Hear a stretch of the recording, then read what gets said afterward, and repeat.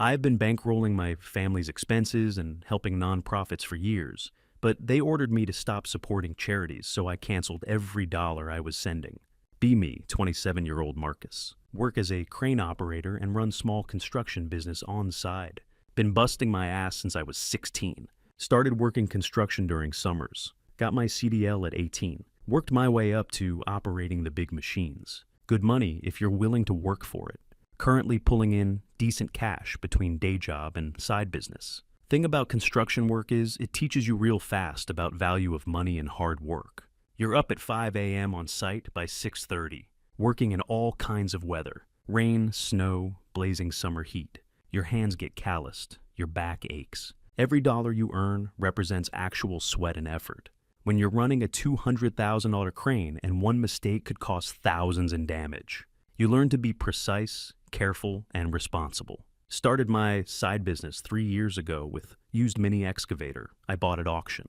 Spent my weekends doing small residential jobs, digging foundations, clearing brush, installing drainage systems. Built up reputation for quality work and fair pricing. Reinvested every penny back into better equipment, insurance, licensing.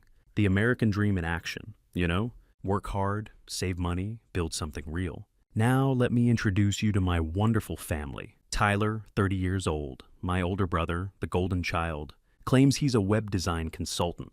Really just makes shitty websites for local businesses and charges way too much. Has maybe 3 clients on good month. Somehow always has money for expensive clothes and eating out every night. Lives in condo he can't afford.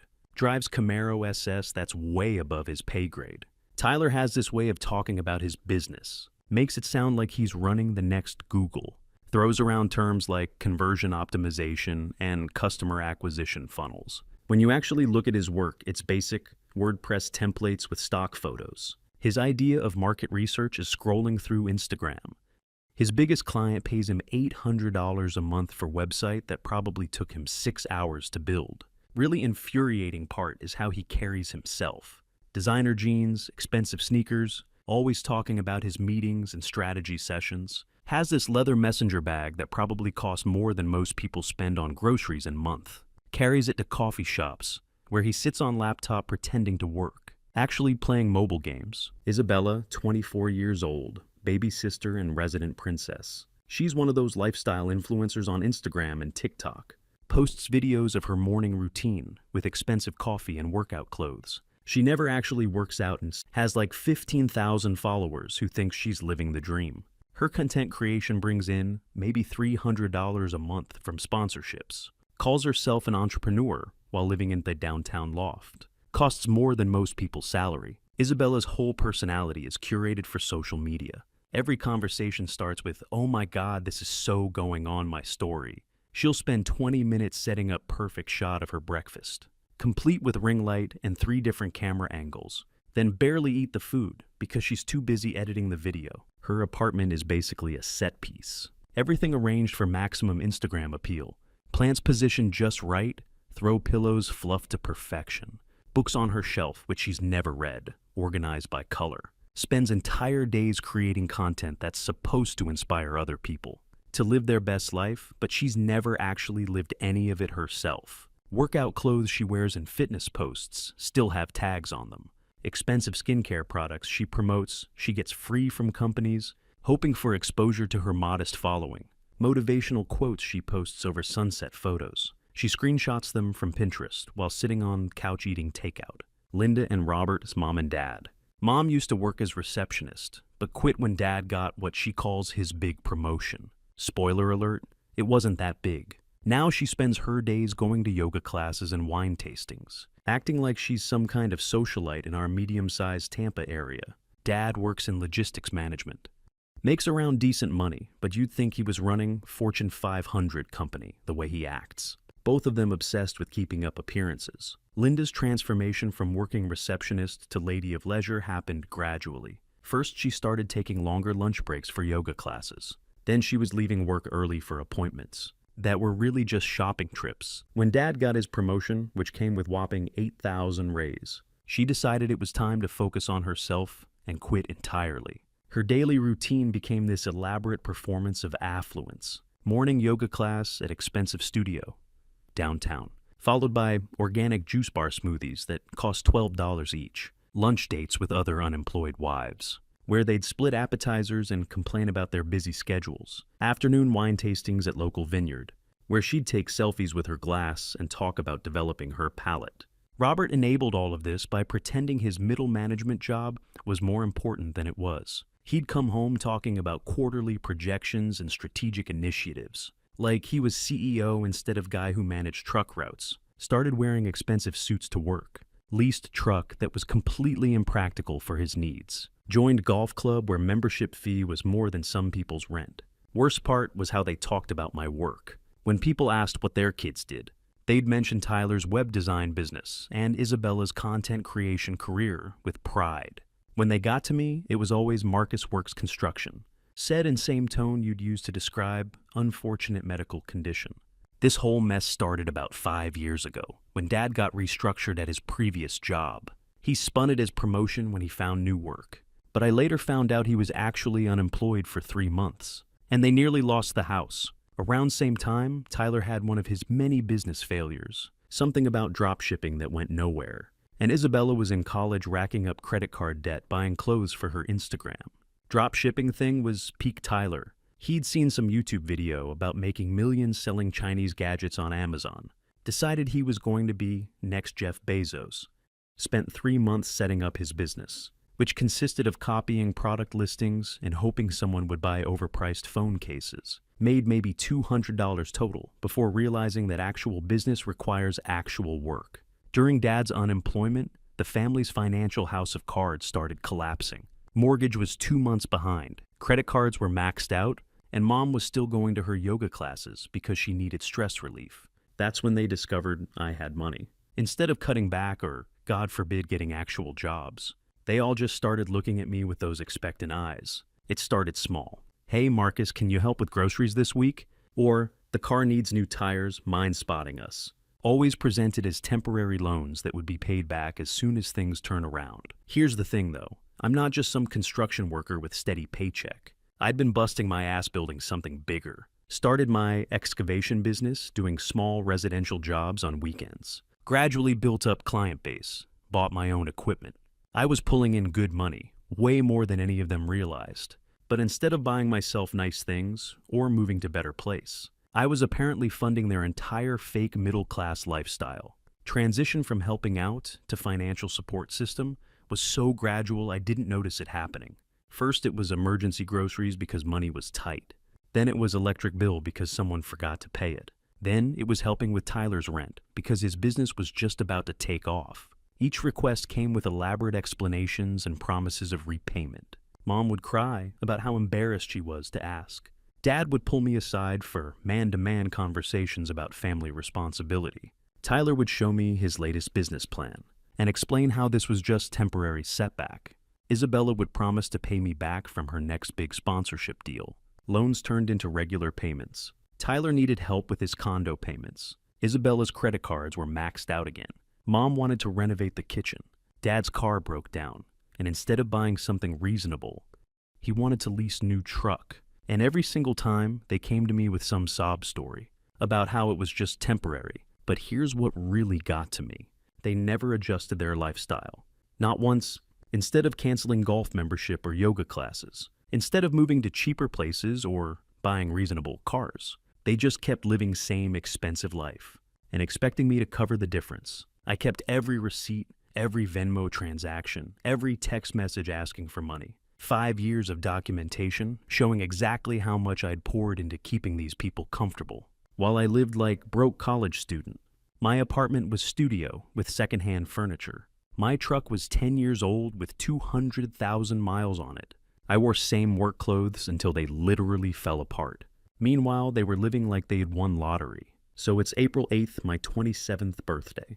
Mom posts in our family group chat, Marcus's birthday dinner, Thursday. Where should we go? Let me know. For like 30 seconds, I actually got excited. Maybe this time would be different. Maybe they'd remember I hate seafood. Or pick that Brazilian steakhouse I'd mentioned wanting to try. Maybe someone would actually ask what I wanted to do for my birthday. I'd been dropping hints for weeks. Mentioned new BBQ place that got great reviews. Talked about wanting to try that hibachi restaurant that opened downtown. Hell, I would have been happy with decent burger joint. Anything that showed they'd put 5 minutes of thought into what I might actually enjoy. Then the replies started rolling in. Tyler, let's keep it cheap. Save the nice restaurants for real celebrations. Isabella, OMG. Yes, lol. Chili's has those $1 drinks this month. Mom, hearting both messages. Dad, sounds good. 7 p.m. Thursday. That was it. Not one person asked what I wanted. Not one person suggested somewhere I might actually enjoy. Just assumed I'd be thrilled to celebrate my birthday at fucking Chili's. While they made jokes about not wasting money on me. The real celebrations comment hit me like punch to gut. What constituted real celebration in this family? Tyler's birthday last year was at steakhouse that cost $60 per person. Isabella's birthday was at some trendy fusion place, where appetizers alone cost more than Chili's entree. But my birthday, better keep it cheap. I should have said something right then. Should have told them exactly what I thought about their plan. But like always, I just went along with it, because that's what family does. Group chat kept going throughout week, but it was all logistics. What time? Who's driving? Should we call ahead? Nobody asked if I wanted to invite friends. Nobody mentioned getting cake. Nobody seemed to remember that birthdays are supposed to be about celebrating the person having birthday. Thursday night, I show up to this depressing chain restaurant with sticky floors and overworked servers who look like they'd rather be anywhere else. Whole family's already there, halfway through shared appetizer platter, looking bored out of their minds. No decorations, no surprise, just my Uncle Frank, Dad's brother, giving me half-hearted, "Hey birthday boy," while he scrolled through his phone. Energy was about same as mandatory work meeting. Restaurant was exactly what you'd expect from Tuesday night at Chili's. Fluorescent lighting that made everyone look sick. Sticky menus covered in pictures of food that looked nothing like what they actually served. And that distinctive smell of reheated frozen food and industrial disinfectant. I sat down and tried to make best of it. Ordered my food, made small talk. Pretended like this was totally normal. And I wasn't disappointed that my own family couldn't be bothered to put in any real effort for my birthday. Conversation was usual bullshit. Tyler talking about his latest big opportunity that was definitely going to make him rich this time. Something about cryptocurrency and NFTs that he clearly didn't understand, but was convinced would be his ticket to wealth. Isabella showing everyone her latest TikTok video that had gotten like so many views. It was 847 views, which she mentioned 3 times. Mom complained about her yoga instructor changing class schedule, and how inconsiderate it was to people with established routines. Dad explained why his new truck was actually smart financial decision, because of tax write-offs and fuel efficiency, completely ignoring fact that he drove it maybe 20 miles day to sit in office. Nobody asked about my work, my life, anything about me. I was just there taking up space at their table while they talked about themselves. When I tried to mention that I just landed big commercial job, that would keep me busy for next 6 months, Tyler interrupted to talk about how he was pivoting his business model to focus on B2B solutions. Food was terrible as expected. My burger was overcooked and dry. Fries were cold, and everything tasted like it had been sitting under heat lamps for hours. But nobody seemed to care about food quality. They were all too busy talking about themselves to notice. After dinner came present time. Most of family gave me gift cards to places I never shop, or just straight up didn't bring anything. Uncle Frank handed me $25 Lowe's card with joke about how I could buy some real tools. Mom gave me Starbucks card because she assumed I drank coffee. Dad didn't bring anything, but promised to take care of it later. He never did. But Tyler pulls out this envelope with this shit-eating grin on his face, like he was about to deliver joke of century. "This one's from all of us," he said, sliding it across table. Envelope was cheap drugstore quality, kind you grab from rack by checkout counter. Inside was birthday card, one of those generic ones from grocery store. That probably cost 99 cents. Front had some lame joke about getting older with cartoon character I didn't recognize. But when I opened it up, someone had written in blue ink below, printed message. "Maybe next year you'll have something worth celebrating. Keep grinding, little bro, your loving family." I stared at that card for probably full minute, reading it over and over again, trying to process what the fuck I was looking at. My brain couldn't compute it at first. Was this supposed to be motivational? Was it joke? Was this seriously what they thought of me? Handwriting was Tyler's. I recognized his sloppy scrawl from years of birthday cards and thank you notes. He'd been forced to write as kid. But from all of us part meant they had all seen this message and agreed it was appropriate. They'd all thought this was funny or inspiring, or whatever twisted logic had convinced them this was okay. Then I looked up and saw Tyler smirking like he just delivered burn of century. Isabella was giggling behind her phone, probably already thinking about how she'd post about family dinner vibes on her story. Mom and Dad were nodding along like this was most clever thing they'd ever seen. That's when it hit me like freight train. They weren't joking. This wasn't some misguided attempt at motivation. This was genuinely how my family saw me, as someone who hadn't accomplished anything worth celebrating. Guy who makes decent money but doesn't have anything real to show for it in their eyes. Let me paint you a picture of irony here. This motivational message was coming from Tyler, who hasn't had a real job in 2 years. Lives off credit cards and my money. Isabella, whose biggest accomplishment is getting 20,000 views on video of her making avocado toast. Parents who needed me to co-sign their mortgage refinance because their credit was fucked. But somehow, I'm the one who needs to keep grinding. And maybe next year, I'll have something worth celebrating. Rage that built up inside me was unlike anything I'd ever felt. It wasn't just anger. It was this cold, crystalline fury that seemed to sharpen my thinking instead of clouding it. Years of swallowing my pride. Years of being treated like family failure. Years of watching them live off my money while treating me like garbage. It all came together in that moment. I felt this white-hot rage building up inside me. But I kept my face completely neutral. Years of dealing with their bullshit had taught me how to hide my emotions. Instead, I pulled out my phone and took a picture of cards sitting on table, with their smiling faces in background. "Thanks for the motivation," I said, my voice completely flat. I stood up, left $20 bill on table for my food, and walked out without another word. Nobody followed me. Nobody called out to ask where I was going. They just let me leave, like it was totally normal to humiliate someone on their birthday. And then act surprised when they don't stick around for cake. I sat in my truck and parking lot for 20 minutes, staring at that photo on my phone. Card, shitty restaurant, their faces laughing at their own cruel joke. Something fundamental shifted in me that night. I wasn't hurt anymore. I was done. Done being their safety net. Done being treated like family failure. Done pretending this was normal. That's when I started planning their complete financial destruction. Here's what my wonderful family didn't know. While they were busy treating me like their personal bailout fund, I'd been building something they couldn't even comprehend.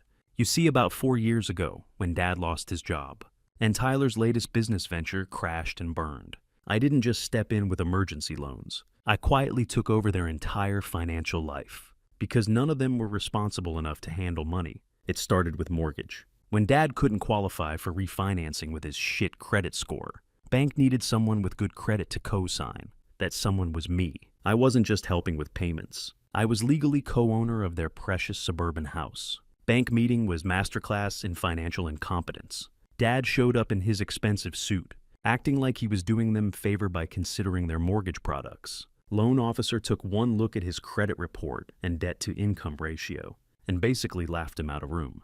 That's when they called me. "Marcus, we need your help with something." It's just formality. Formality that made me legally responsible for $340,000 mortgage on a house I didn't live in, for people who had already proven they couldn't manage money. Then it was utilities. Dad kept forgetting to pay electric bill, so I just had it transferred to my account. Same with gas, water, internet, trash pickup. Easier to just handle it myself than deal with constant service shutoffs, because they were too disorganized to remember due dates. Utility situation was joke. I'd get panicked calls about power being shut off because someone forgot to pay bill. Not couldn't afford it, forgot to pay it. These are adults in their 50s who couldn't manage to pay bills on time. So I took over everything, set up autopay from my accounts, and eliminated drama. Subscriptions came next. Netflix, Hulu, Spotify, Family Plan, Amazon Prime, Disney Plus, HBO Max. I was paying for all of it. Mom's expensive skincare subscription boxes. Dad's golf app.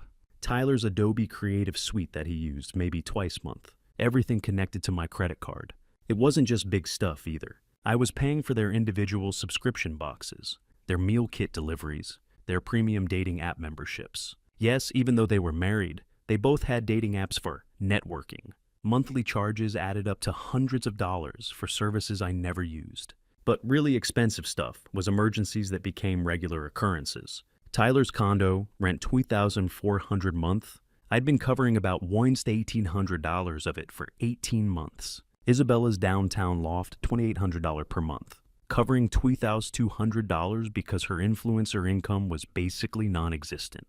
Tyler's Camaro, lease $650 month. Isabella's Audi lease, $580 per month. Family grocery budget, $400 to $600 per month, because they only shopped at Whole Foods. Mom's yoga studio membership, $180 per month. Dad's golf club dues $300 per month. I also covered Tyler's business loan payments when his drop shipping thing failed. $400 month. Isabella's credit card minimums when she maxed them out, buying designer clothes. $800 to $200 per month, depending on her shopping sprees. And their health insurance premiums when Dad's new job didn't kick in benefits for 90 days. Business loan thing still makes me laugh. Tyler had convinced some online lender to give him $15,000 for his e-commerce venture. Loan had 18% interest rate and payment plan. That assumed he'd be making thousands in profit within first month. When reality hit and he made about $200 total, guess who got stuck with payments? Isabella's credit card situation was even worse. She had 5 different cards all maxed out, all with different payment schedules and interest rates. She'd gotten them by claiming her social media presence was business and inflating her income on applications. When minimum payments added up to more than her actual income, guess who became her personal bailout fund? All told, I was spending about $12,000 to $15,000 per month, keeping their lifestyle afloat. In 4 years, I'd pumped over $600,000 into their lives, while living in basic studio apartment and driving 10-year-old truck. Let me put that in perspective. $600,000 is enough to buy a decent house in cash. It's enough to start real business. It's enough to retire early if invested properly. Instead, I spent it keeping 4 adults in designer clothes and fancy restaurants, while they treated me like their personal ATM. And what did I get for it? Birthday card telling me I hadn't accomplished anything worth celebrating. But here's the beautiful part. I had documentation for everything. Bank statements, Venmo records, text message threads, email confirmations. 4 years of evidence showing exactly how much money I'd invested in keeping these ungrateful parasites comfortable. I'd started keeping records initially just for tax purposes. Some of business expenses could be written off, but as amounts grew larger and their attitudes grew worse, those records became something else entirely. They became evidence of just how much these people had taken from me, while giving nothing back. Monday after my birthday disaster, I started making phone calls. First call was to mortgage company. As co-signer, I had right to request removal from loan. They explained that other parties would have 30 days to either refinance without me or property would go into foreclosure proceedings. Customer service rep was surprisingly helpful. She explained that co-signer removal was standard process, but it required remaining borrowers to qualify for loan on their own.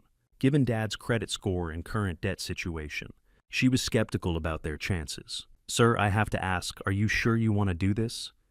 Once we start process, there's no going back. If other parties can't qualify for refinancing property, we'll go into foreclosure. I'm sure, I told her. Send me the paperwork. With Dad's credit score hovering around 580 and no assets to speak of, refinancing wasn't going to happen. But I wasn't ready to drop that bomb yet. Next, I called every utility company, subscription service, and creditor that had my information attached to their accounts. This took entire day. Hours on hold being transferred between departments, explaining that I wanted to remove my payment information and cancel services. Netflix customer service rep seemed confused.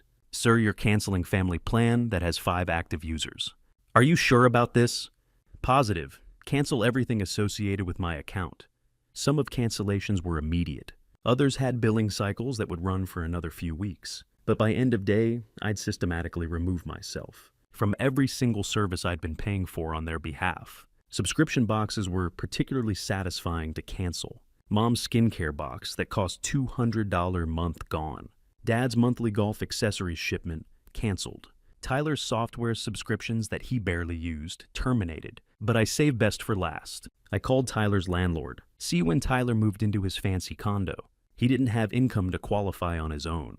So guess who co-signed that lease? Lease that I'd been essentially paying for past 18 months. While he pretended to run successful business. Landlord was no-nonsense guy named Tony, who owned several properties in area. When I explained that I wanted to remove myself as guarantor, he wasn't surprised. Honestly, I was wondering when this call would come, he said. Your brother hasn't paid his full rent on time once in past year. It's always partial payments and promises about rest coming later. I gave them 30 days notice that I was removing myself as guarantor and would no longer be responsible for payments. After that, it was all on Tyler and his $400 a month web design income. Tuesday morning, my phone started buzzing. Tyler, dude, what's wrong with Netflix? It's saying account is canceled. Isabella, my Spotify isn't working and I have brand event tonight. Mom, the internet is down. Can you call company? Dad, Marcus, call me ASAP. There's some issue with all our accounts. I didn't respond to any of them. Just watch messages pile up as they slowly realized their comfortable little world was starting to crumble. Messages kept coming throughout day. Increasingly frantic texts about various services being disconnected, emails being sent to their addresses about canceled subscriptions, and general confusion about what was happening. By Tuesday afternoon, they'd figured out that it wasn't a series of coincidences or technical glitches. Someone had systematically canceled everything, and there was only one person with access to all those accounts. By Wednesday, group chat was in full panic mode. Mom, Marcus, this is serious. The bank called about mortgage. Dad, son, we need to talk immediately. Tyler, my landlord just called me freaking out about something. What did you do? Isabella, Marcus, why aren't you answering anyone? We need your help. Still didn't respond. I was at work operating crane building retaining wall for client, who was paying me $8,000 for job, doing actual productive work while my family discovered what it felt like when their safety net disappeared. Job was perfect therapy. Nothing like running heavy machinery to clear your head and focus on something real. Client was small business owner who needed retaining wall to expand his parking lot. Real work, real results, real money earned through actual effort. Between physical work and watching my phone blow up with increasingly desperate messages, I felt better than I had in years. For first time, I was one in control. They needed me, and I wasn't available. Thursday morning, I woke up to 43 missed calls and about 20 voicemails. Voicemails were pure gold. Mom crying, Marcus, honey, I don't understand what's happening. Bank is saying terrible things about foreclosure, and I'm so scared. Please call me back. Dad trying to sound authoritative. Son, I don't know what point you're trying to make, but this is serious. We could lose everything. Stop being childish and fix this. Tyler panicked. Bro, my landlord is losing his shit saying you're off my lease. What the fuck? I can't afford this place without you. Just call me back, man. Isabella, full meltdown. Marcus, I'm literally about to be homeless. My rent is due tomorrow and my account is like 200. You have to help me. I'll do anything. That last one made me smile. I'll do anything. When what she really meant was, I'll promise to be nicer until this blows over, and then go back to treating you like garbage. But I still wasn't ready to reveal my hand completely. I wanted them to suffer a little longer. They'd spent years making me feel like family shit. Now it was their turn to panic. Friday evening, they all showed up at my apartment. Every single one of them, including my Uncle Frank, who I barely talked to. Like some kind of delusional intervention, where they thought surrounding me would somehow fix everything. I watched through my window as they gathered in the parking lot, clearly strategizing about their approach. Dad was doing most of talking, gesturing with his hands like he was giving pep talk to salespeople. Mom looked like she'd been crying. Tyler and Isabella both looked like they hadn't slept in days. When they knocked on my door, I took my time answering. Let them stand there for a few minutes while I finished my beer, and mentally prepared for whatever bullshit they were about to throw at me. Dad did most of talking using that patronizing tone he'd perfected over years. And son, we've all been talking, and we think you're having some kind of breakdown. This isn't like you. You've always been reliable one. Reliable, I repeated. Interesting word choice. Marcus, we love you, Mom chimed in, dabbing her eyes with tissue. Money isn't everything, we're family. Fake tears were nice touch. Same performance she'd used to get money out of me dozens of times before. Slight tremor in her voice. Way she looked down at just right moment. Tissue dabbing that was more for show than actually wiping away tears. Mom, when's the last time any of you called me just to see how I was doing? Not because you needed money, not because something was broken, just to talk. Silence. Long, uncomfortable silence while they all looked at each other. like they were hoping someone else would come up with answer. When's the last time anyone in this room asked about my job, my goals, my life? Anything about me that wasn't related to what I could do for you? More silence, because answer was never. In 5 years of funding their lifestyle, not one of them had ever shown genuine interest in my life, beyond my ability to solve their financial problems. Tyler tried to jump in with some bullshit about family loyalty, but I shut him down fast. Tyler, in past 18 months, I've given you $47,000. When's the last time you said thank you? His face went white. He'd never added up numbers, never realized exactly how much money had flowed from my accounts to his. In his mind, it was just random help here and there, not systematic transfer of wealth. We're family, man. You don't keep score with family. You're right, family doesn't keep score.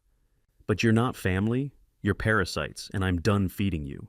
Word parasites hit them, like physical blow. I could see it in their faces. Shock, anger, recognition that maybe there was some truth to it. Isabella started crying. Real tears this time, not fake ones she used when she wanted something. Marcus, I didn't know you were paying for so much stuff. I thought Mom and Dad were just being generous. Isabella, where did you think their money was coming from? Dad makes decent money and Mom doesn't work. Your rent alone is $33,600 annually. She didn't have answer because she'd never thought about it. None of them had. They just assumed money appeared whenever they needed it, like it was some kind of natural law of universe. Math was simple, but they'd never bothered to do it. Dad's take-home pay after taxes was maybe $4,500 a month. Their mortgage, car payments, and basic expenses ate up most of that. Where did they think extra $12,000 a month for their lifestyle upgrades was coming from? Uncle Frank, who'd been quiet this whole time, finally spoke up. Marcus, I don't know all details here, but these people raised you. That has to count for something. I looked at this man who showed up to maybe 20% of family gatherings and acted like he understood our dynamic. Uncle Frank, they raised me to be their personal ATM. Every conversation we've had for past 4 years has been about money. Every family gathering ends with someone asking me to cover something. My own birthday celebration was at Chili's because they said I wasn't worth spending real money on. What exactly should I be grateful for? Uncle Frank shifted uncomfortably. He'd come here thinking he was going to talk sense into a confused young man, but he was starting to realize situation was more complicated than he'd been told. Dad tried to regain control of conversation. Son, you're being dramatic. We've never said you weren't worth. I have the birthday card, Dad. The one where you all told me maybe next year I'll have something worth celebrating, while you were literally living off my money. I pulled out my phone and showed them photo, card, their smiling faces, shitty restaurant where they thought it was appropriate to humiliate me. Room went dead quiet. Nobody had expected me to have documented their cruelty. In their minds, it was just joke, just family teasing that would be forgotten by next day. Here's what's going to happen, I continued. You have 22 days to figure out mortgage situation before bank starts foreclosure proceedings. Tyler, you have until end of month to find new place you can actually afford, or find someone else stupid enough to co-sign your lease. Isabella, same deal with your loft. I'm not paying for any of it anymore. Marcus, please, Mom begged. We'll lose everything. No, you'll lose fake lifestyle I was funding. You'll still have each other. You'll just have to live within your actual means. Word fake hung in air like slap, because that's what it was. Completely artificial lifestyle built on someone else's money, and maintained through manipulation and guilt. What about family loyalty? Dad asked, his voice getting desperate. What about everything we've done for you? What have you done for me, Dad? Specifically, I want examples. Another long silence. Because when you stripped away guilt trips and emotional manipulation, they hadn't actually done anything for me as adult. I'd been giving and they'd been taking. And somehow, they'd convinced themselves that was normal family dynamic. We raised you, Mom said weakly. You raised me to work construction while you live off my paycheck. You raised me to be grateful for scraps while I fund your champagne lifestyle. You raised me to think this was normal. They filed out like beaten dogs, and I locked door behind them. For first time in years, my apartment felt peaceful. After I cut off financial support, everything collapsed beautifully. Tyler got evicted within 2 weeks when he couldn't cover his $2,400 rent alone. He moved back with his parents loading his expensive furniture into U-Haul, while his Camaro sat with repo notice. Isabella lasted slightly longer, by manipulating some lonely engineer on dating app into paying her rent. But when month 2 came and she had no backup plan, she also crawled back home. Their social media crumbled. Tyler went from posting about his entrepreneurial mindset to radio silence. Isabella's Instagram shifted from designer outfits to depressing posts about focusing on family. As followers realized her lifestyle was fake, family group chat became entertainment. Dad picked up weekend shifts at Lowe's. Mom sold furniture for a fraction of what they'd paid. And both kids begged for entry-level jobs they had previously mocked. When Tyler called 3 weeks later, desperate and shaking, admitting they'd fucked up and begging me not to let them lose house, I reminded him of his cruel birthday card message and hung up. House sold at auction for $385,000. They moved into 900 square foot apartment. Tyler got $16 an hour call center job. Isabella worked part-time at Target. And parents both took retail work to survive. 6 months later, I bought my own house and started Colorado vacation with money I finally got to keep. My business grew without supporting 4 other people. Last week I saw Dad at grocery store. He looked older, but more genuine. He admitted they'd taken advantage of me. And that birthday card was cruel. When he asked if I was happy, I honestly answered yes. I went home to my house where nobody treats me like walking ATM.